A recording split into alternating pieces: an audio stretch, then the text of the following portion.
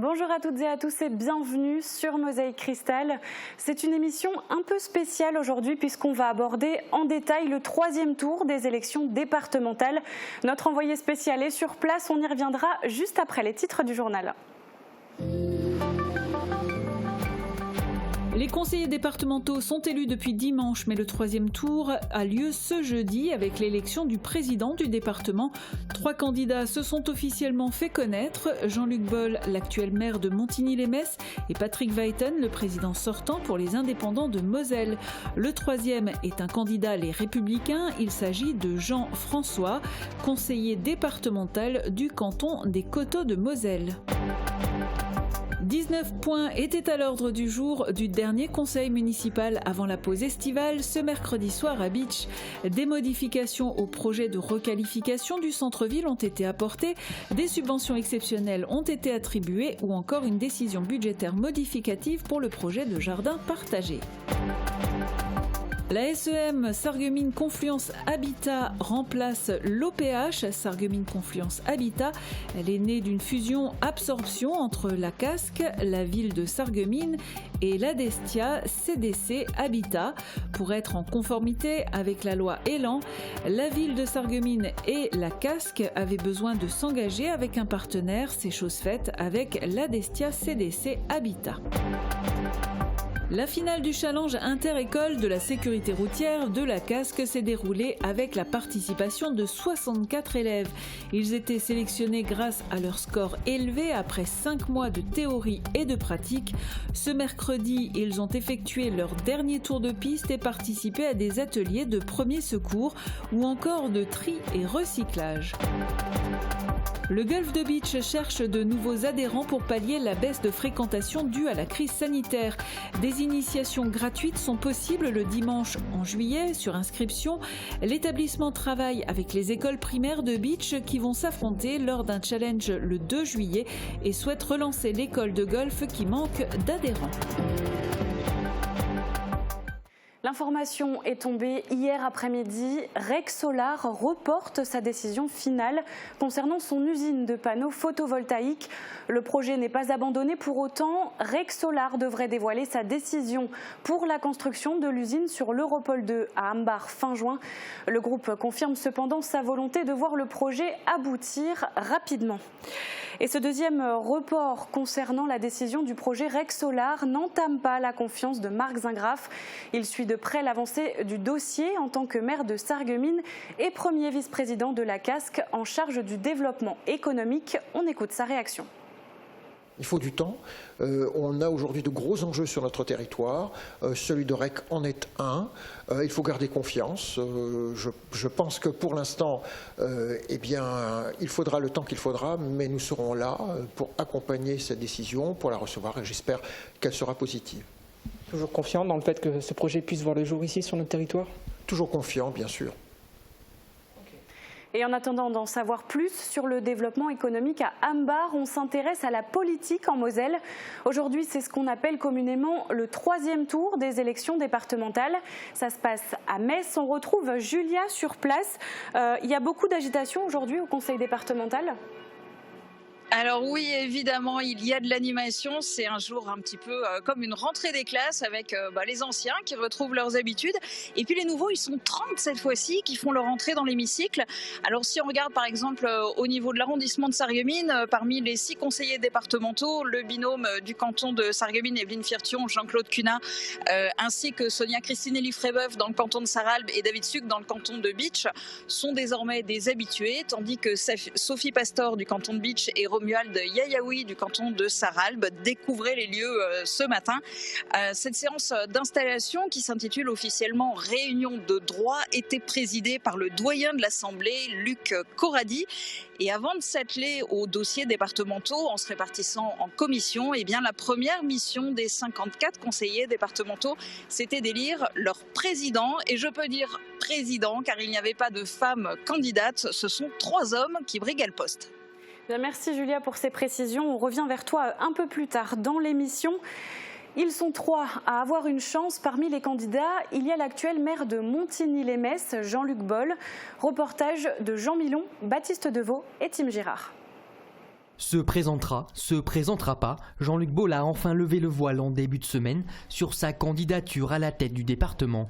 Le maire de Montigny-lès-Metz, tout juste élu dans ce canton aux côtés de Marie-Louise Kunz, compte s'appuyer sur son expérience de premier vice-président de la région Grand Est. Je pense avoir l'ensemble du panel et du panorama qui me permet de me dire, eh bien, le moment est venu. Le moment est venu, eh bien, finalement, de mettre cette expérience et cette volonté au service de mon département, au service de la Moselle, au service des Mosellanes et des Mosellans. Et c'est la raison pour laquelle, en toute humilité, mais avec beaucoup de résolution, avec beaucoup de force et de conviction, que j'ai envie de porter avec mes collègues de nouvelles perspectives pour le département auquel je crois. Conseiller départemental de 1998 à 2011, l'ancien président de Metz Métropole aura en face de lui Patrick Weiten, également de centre droit, réélu dans son canton à plus de 70%. Jean-François des Républicains sera aussi de la partie. Marie-Louise Kunz devrait-elle se mettre en retrait pour laisser le champ libre à son binôme? Jean-Luc Baul estime qu'il est temps pour la Moselle d'ouvrir une nouvelle page de son histoire. La Moselle est riche de ses femmes et de ses hommes, riche de son patrimoine, et encore une fois, moi j'ai envie vraiment de redonner ces deux ailes à la Moselle. Redonner un nouveau souffle en s'appuyant notamment sur les nouveaux élus, 30 sur 54 qui sont entrés dimanche au département. L'élection du président, c'est ce jeudi 1er juillet. Autre candidat déclaré cette semaine, Jean-François. Le résumé en images de sa déclaration de candidature est signé Anne-Sophie Gross. Sa candidature au 3e tour n'était une surprise pour personne, mais il l'a officialisé cet après-midi en conférence de presse. Jean-François, conseiller départemental du canton des Coteaux de la Moselle depuis 2015 et réélu dans ce même canton dimanche soir, se lance dans la course à la présidence. Sa volonté première, ce serait de revoir complètement la gouvernance du conseil départemental de la Moselle. Je crois qu'il faut absolument revoir tout cela et travailler chaque fois avec les élus. Il ne faut pas qu'il y ait des écrans entre le département et la gouvernance, l'exécutif du département et les élus qui sont communaux, par exemple si on doit travailler avec des communaux. Les conseillers départementaux sont là, il faut qu'ils soient associés à la décision et puis à l'application après. Jean-François a également beaucoup d'ambition pour le département, dont la dénomination Union pour la Moselle appellerait au rassemblement. Il souhaite également faire de la Moselle une institution qui compte dans le paysage national. Faire de la Moselle un département dynamique, pour faire de la Moselle un département présent politiquement, pour faire de la Moselle un département qui compte dans la région Grand Est et pour faire en sorte que notre département ne passe pas à côté des défis d'aujourd'hui, quoi. Et puis pour défendre aussi nos grands projets, les grands projets qui existent au niveau mosellan et les grandes infrastructures. Jean-François, candidat Les Républicains, fera donc face à Jean-Luc Baul, actuel maire de Montigny-lès-Metz et élu dans le canton de Montigny, et Patrick Weiten, l'actuel président du département de la Moselle. Le président sortant, Patrick Weiten, a justement lui aussi fait acte officiel de candidature. C'était hier après-midi à Metz, reportage de Fanny Bragard et Anne-Sophie Gross. Après 10 ans de présidence du département, Patrick Weiten a décidé de briguer un nouveau mandat. Et ce qui le conforte dans sa décision, c'est son bilan. À son arrivée à la tête du département en 2011, la dette de la Moselle était de 730 millions d'euros. Elle est aujourd'hui de 580 millions d'euros. Mais plus que l'assainissement des finances, le président sortant met en avant les avancées du département. Pour lui, il est essentiel de s'inscrire dans cette continuité. Lorsqu'on a un résultat comme le nôtre, et ce bilan, je le revendique pour une bonne part, c'est le très haut débit, c'est Moselle Attractivité, c'est le label Qualité Moselle qui nous permet de soutenir les agriculteurs et les producteurs et les artisans du département. Concernant les reproches que certains des candidats à la présidence peuvent lui faire, notamment sur une forme d'autocratie installée au sein de l'Assemblée départementale, Patrick Weiten a tenu à remettre ces accusations dans le contexte particulier de la crise sanitaire. Puisque depuis le 17 mars l'année dernière, nous n'avons plus travaillé qu'en visioconférence, comme dans les entreprises. Dans la précipitation, dans l'urgence. Et donc, il n'y a pas toujours eu la concertation que j'avais auparavant. Plus de moments de convivialité. J'entends cette question qui est posée. Très naturellement, on en tiendra compte de la nouvelle gouvernance après-demain, une fois que la présidence aura été et l'Assemblée départementale aura été restructurée. Plus d'attractivité, plus de tourisme, de développement économique, mais aussi de proximité. Pour Patrick Vuyten, il est indispensable que la Moselle tienne sa place et que sa présidence soit celle du rassemblement et non de la division. On retrouve à présent Julia qui est en direct de Metz. Est-ce que les résultats sont tombés ? Alors oui, ça y est, l'élection du président du département de la Moselle est terminée. Patrick Vuyten a été réélu. Il y a eu un petit peu des surprises dans le sens où beaucoup s'attendaient à ce qu'il y ait un deuxième, voire un troisième tour. D'ailleurs, quand le républicain Jean-François a annoncé officiellement dans l'hémicycle qu'il était candidat, il a dit en même temps qu'il se désisterait pour le deuxième tour s'il n'était pas en tête du premier tour. En réalité, le premier tour a suffi. Il fallait atteindre 28 voix et c'est exactement ce que Patrick Vuyten a obtenu aujourd'hui. Le républicain Jean-François en a eu 19, Jean-Luc Baule seulement 6. Il est sorti d'ailleurs de l'hémicycle un peu dépité en disant s'ils veulent 20 ans de chape de plomb, c'est à eux de voir. Pour Patrick Vuyten, eh bien, du coup, c'est reparti pour un nouveau mandat. Lui qui, à l'époque, avait été élu en étant le dauphin désigné de Philippe Leroy et qui, en 2015, avait été réélu haut la main puisque sans autre candidat. Cette fois-ci, c'est la plus forte majorité jamais obtenue dans l'enceinte du conseil départemental de la Moselle et pourtant une majorité divisée puisqu'en son sein, il y avait 3 candidats. Et je vous propose d'écouter tout de suite un extrait de l'allocution de Patrick Vuyten, réélu président du département de la Moselle. Le renouvellement du conseil départemental aura connu, cette année 2021, 2 innovations majeures. La première innovation s'est traduite dimanche dernier par une majorité jamais aussi fortement portée par un électorat, certes clairsemé, mais malgré tout représentatif. Même à l'époque où le mode de scrutin intervenait tous les 3 ans pour élire la moitié des conseillers généraux et ainsi favoriser la stabilité politique, nous n'avions jamais atteint un tel niveau de majorité. La seconde innovation majeure constatée aujourd'hui concerne le nombre de candidats issus de la même majorité pour briguer le fauteuil de la présidence de notre Assemblée. J'y vois personnellement là un signe indubitable de la bonne santé démocratique de notre institution.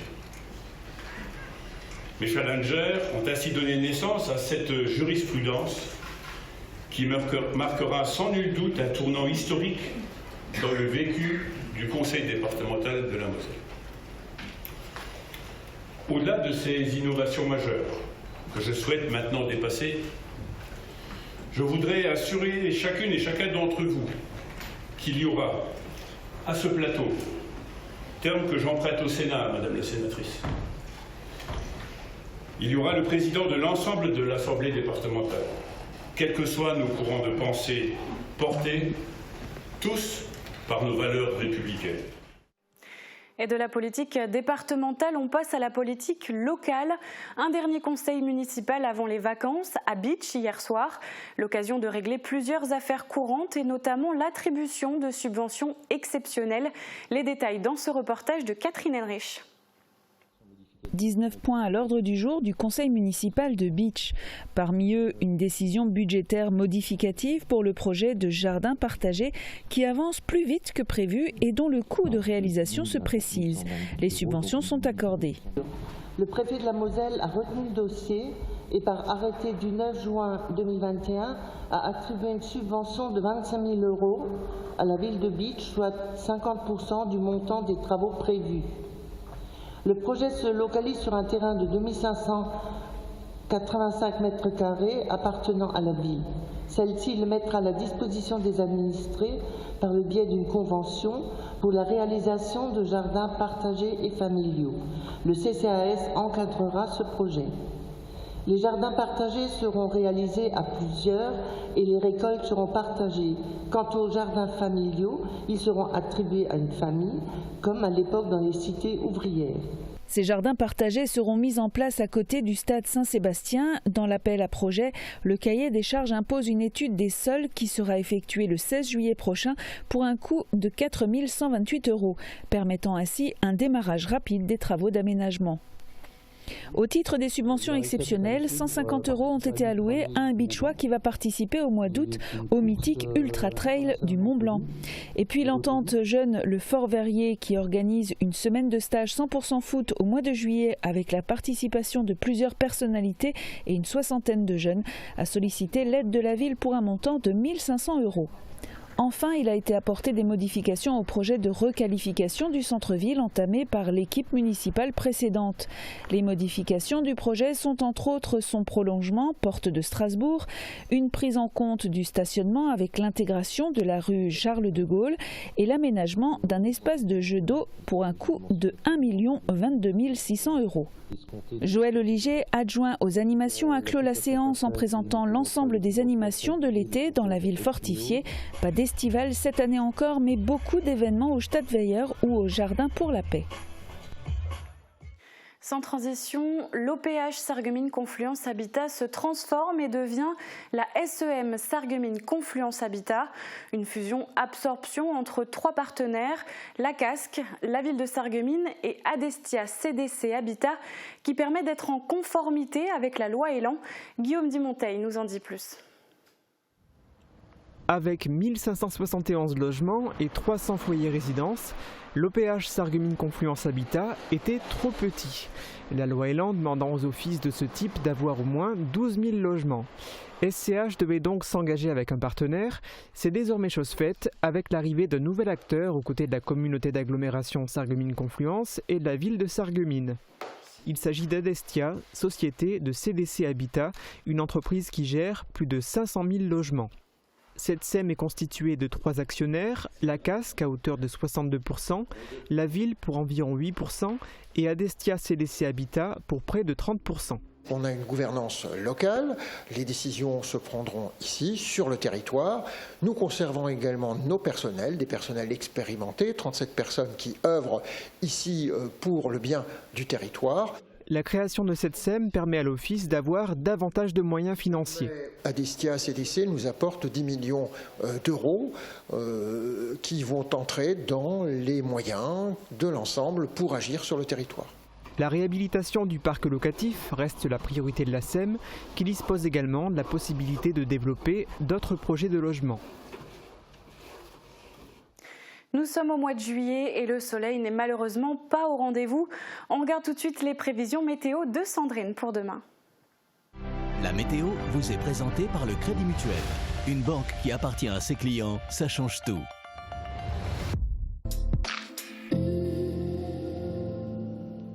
Bonjour tout le monde, les nuages seront bien installés dès la matinée de demain et il faudra attendre la fin d'après-midi pour voir apparaître des éclaircies.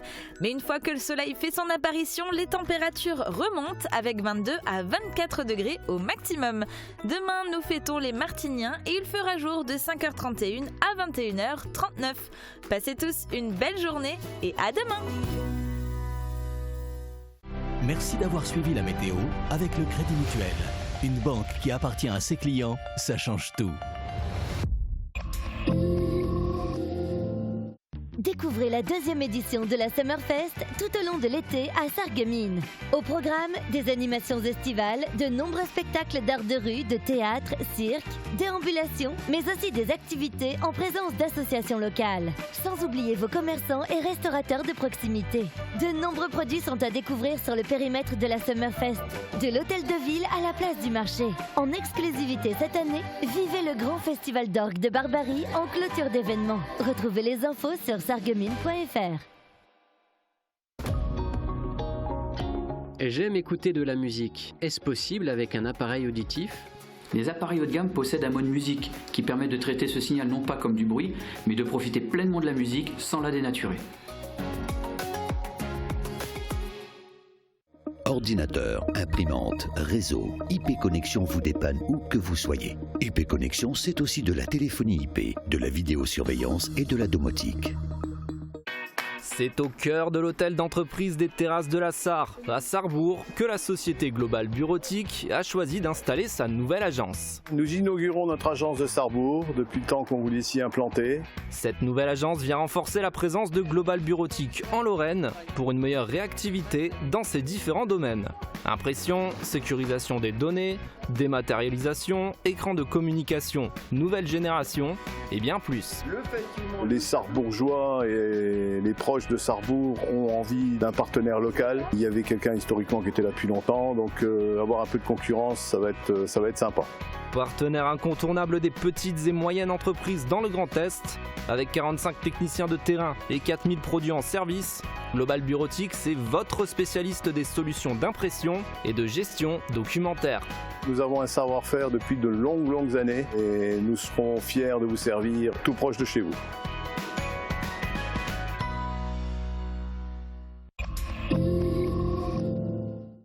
Fin du dispositif coup de pouce clé pour 10 élèves de Sarreguemines. Depuis janvier, ils ont suivi une trentaine de séances avec Marc Poinsignon, enseignant à la retraite. Cette opération est mise en place depuis une dizaine d'années dans 2 écoles de la ville, celle du Blauberg et de la Montagne Supérieure. Il s'agit d'une aide à la lecture pour les élèves en difficulté. Un dispositif financé par l'État. Les élèves de CP ont été conviés hier à l'hôtel de ville de Sarreguemines pour faire part de leurs progrès. Ils ont ensuite reçu chacun leur diplôme et un cadeau, un livre et un cahier de vacances. Ils sont les adultes de demain. 64 élèves des écoles de la Casque ont participé à la finale du challenge inter-école de la sécurité routière. Ils ont été sélectionnés grâce à leur score élevé. Après 5 mois de théorie et de pratique, pour cette dernière rencontre, plusieurs ateliers ont ponctué l'après-midi autour de la sécurité, de la protection civile ou encore du tri et du recyclage. Uranit Ozic s'est glissé parmi les finalistes. Retour en images. Dernier tour de piste pour ces élèves de l'Agglo. Ce sont les finalistes du challenge inter-école de la sécurité routière, alors les erreurs se font rares. Leur défi du jour, avoir le meilleur score, mais aussi franchir une nouvelle étape dans le vaste monde de la citoyenneté. On apprend à se protéger nous-mêmes et à protéger les autres autour de nous. On n'est pas tout seul et qu'il faut faire attention aux autres aussi. Dans cet exercice, la difficulté est de suivre l'ordre imposé du parcours tout en restant alerte sur les règles de circulation. Puis vient le temps du questionnaire pour vérifier les acquis. Là encore, tout est question de sécurité. Est-ce que tu te sens plus responsable ? Oui. Sur quoi tu vas faire attention ? Je vais faire attention quand je fais du vélo. Et je ferai aussi attention quand je serai sur le trottoir et tout. Il ne suffit pas uniquement de veiller à autrui sur la route. Être citoyen responsable se fait en toutes circonstances, d'où l'atelier sur les premiers secours que les jeunes suivent avec attention. Le massage cardiaque, il ne faut pas l'arrêter. Il faut le faire jusqu'à ce que les secours arrivent. Oui, c'est important, mais je n'avais jamais appris à faire un massage cardiaque de toute ma vie. Donc voilà, maintenant je sais en faire un. Faire preuve de civisme et de civilité est l'un des devoirs du citoyen. Et cela passe par exemple par le tri des déchets et le recyclage. Les écoliers sont déjà bien renseignés, quasi sans faute aux questions-réponses. Les prospectus ? Un papier, très bien. Être citoyenne, pour moi, c'est déjà savoir trier, recycler les objets et penser à la terre. Ils sont maintenant de vrais ambassadeurs de la sécurité, du respect et de l'avenir. Car ces jeunes citoyens deviendront rapidement les adultes de demain. Et cette année, pas de finale départementale, alors le meilleur élève de la journée s'est vu remettre un VTT tout neuf. Pour ce qui est du classement, le voici, c'est Théo Fischer de l'école de Neufgrange qui se place tout en haut du podium. La médaille d'argent a été attribuée à Naël Kelby de l'école de Sarinsmin et la 3e place revient à Louane Romary de l'école de Visvillers. Bravo à eux et à tous les élèves qui ont participé. Des cigognes qui ont l'air aussi vraies que nature et pourtant elles sont faites de déchets recyclés. 17 classes de maternelle et élémentaire de Sarralbe ont participé à ce concours. Il fallait créer une cigogne sur le thème du recyclage, un projet de sensibilisation initié par la ville de Sarralbe. Le spécialiste des cigognes Dominique Klein et la commission d'environnement en ont sélectionné 3 pour une remise de prix en présence des instituteurs. Si tous les élèves recevront un diplôme, les 3 classes gagnantes, elles, sont reparties avec une enveloppe de 200 €. Nous sommes le jeudi 1er juillet 2021, date qui marque une nouvelle étape dans la levée des mesures de restriction sanitaire. Cinéma, restaurants, concerts, festivals et activités sportives sont directement concernés. Pour les sports en plein air, la situation avait déjà évolué le 9 juin dernier. Malgré cela, la fréquentation du golf de beach est loin d'être revenue à la normale. Quelle stratégie le golf municipal met-il en place pour y remédier? Élément de réponse dans ce reportage de David Orès. Des zones d'entraînement, 3 parcours, 27 trous, bienvenue au golf municipal de Beach.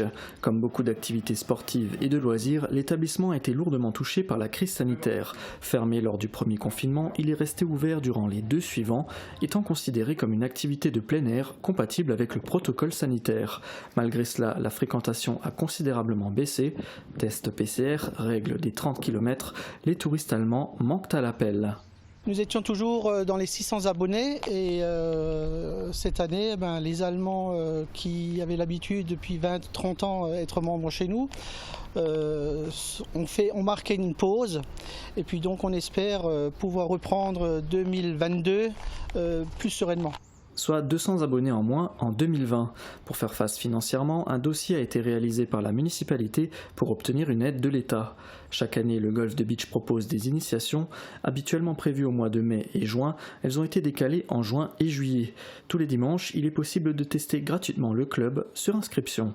On est en train de retravailler sur un nouveau plan de relance avec la municipalité pour exactement cibler quel nouveau segment et potentiel de clientèle que nous pourrions reconquérir. Côté compétition, le golf de beach accueille en temps normal 70 à 80 manifestations par an, du local au régional. En 2021, on n'en compte pour l'instant que 4. L'établissement travaille actuellement avec les écoles primaires de beach. 170 élèves issus de 7 classes différentes sont initiés au golf pour s'affronter lors d'un challenge le 2 juillet.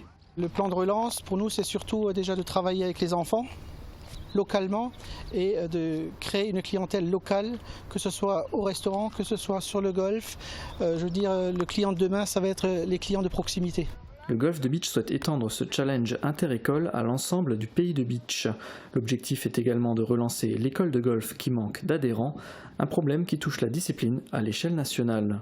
Comme le dit notre président, le mot-clé, c'est que quand vous êtes à Chamonix, les enfants font du ski, et quand vous habitez au pays de beach, il faut faire du golf.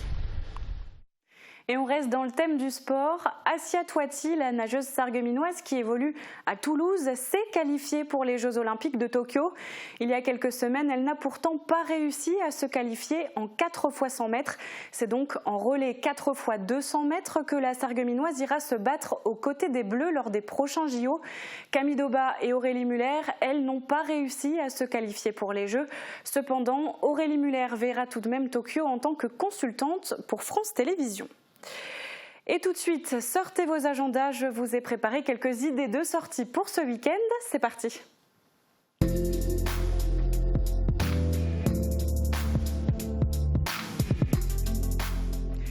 Le week-end démarre avec de l'art de rue. Dans le cadre de la Summerfest de Sarreguemines, vous pourrez admirer le spectacle Tobia Circus qui vous plonge dans le monde absurde de Philippe Sutil, un gentilhomme maigre et agile qui aime la danse.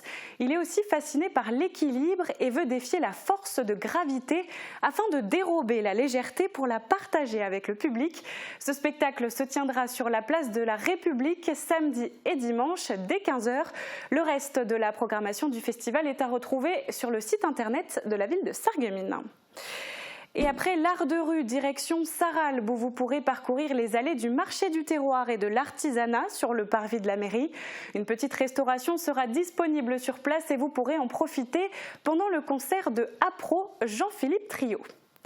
Samedi matin, commencez la journée en pleine nature avec l'association Les Chabots de Reyerswiller. L'atelier de ce week-end est consacré à la faux. Cet outil d'un ancien temps est pourtant tellement pratique. Ça se passe dans la vallée de Reyerswiller. Attention, il faut s'inscrire par téléphone ou sur le site internet de l'association. Le prix de cet atelier est libre et il se terminera par un verre de l'amitié. Et en soirée, venez pousser les portes des musées de Sarreguemines pour la traditionnelle Nuit européenne des musées. C'est la 17e édition cette année, l'occasion de venir profiter de nombreuses animations, expositions et visites guidées en vrai. L'année dernière, l'événement avait été entièrement numérique, donc ce week-end, profitez-en. Et idem du côté du Beacherland, la nuit des musées s'invite aussi à la citadelle de Beach. Au programme, ouverture des couloirs de la Grande Dame. Vous pourrez donc profiter d'une balade exceptionnelle dans les souterrains. C'est gratuit et sans réservation. La citadelle vous conseille tout de même d'apporter une petite laine pour votre visite. Et beaucoup l'attendent avec impatience. Le vélorail est de retour ce dimanche. L'association T2SB reprend du service dès 9h en gare de Beach. Le parcours reste le même, Beach-Mouterouze sur 7 km. Attention, l'activité est très prisée. Seules quelques places sont encore disponibles à l'Office de tourisme du Pays de Beach. Premier arrivé, premier servi. Et enfin, pour terminer ce week-end riche en animation, direction Götzenbrück, le festival Il était une fois, imaginé par la communauté de communes du Pays de Beach et coordonné par le CADAM, redémarre cette année. À l'affiche, un concert avec les frères Jacquard, un trio de musiciens-chanteurs improbables qui propose un spectacle mêlant musique et humour. Ce sont des experts en détournement et spécialistes du mash-up, un mélange de plusieurs musiques regroupées en une seule. Par exemple, vous pourrez découvrir Still Loving the Sud qui mélange du Scorpion et du Nino Ferrer. Vous allez voir, vous ne serez pas déçus du spectacle. L'entrée est gratuite et tout public. Voilà pour les idées de sortie et c'est la fin de ce journal. Merci de nous avoir suivis. Comme d'habitude, rendez-vous sur notre site internet et sur notre page Facebook pour voir ou revoir nos reportages. Prenez soin de vous et à demain.